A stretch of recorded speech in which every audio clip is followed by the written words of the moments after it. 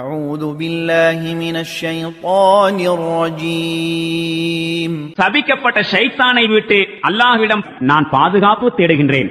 وكذلك أوحينا إليك قرآنا عربيا لتنذر أم القرى ومن حولها وتنذر يوم الجمع لا ريب فيه فريق في الجنة وفريق في السعير.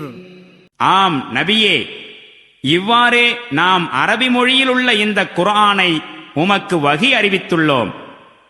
மக்காவாகிய நகரங்களின் தாயையும் அதனை சூழ இருப்பவர்களையும் நீர் எச்சரிக்கை செய்ய வேண்டும்.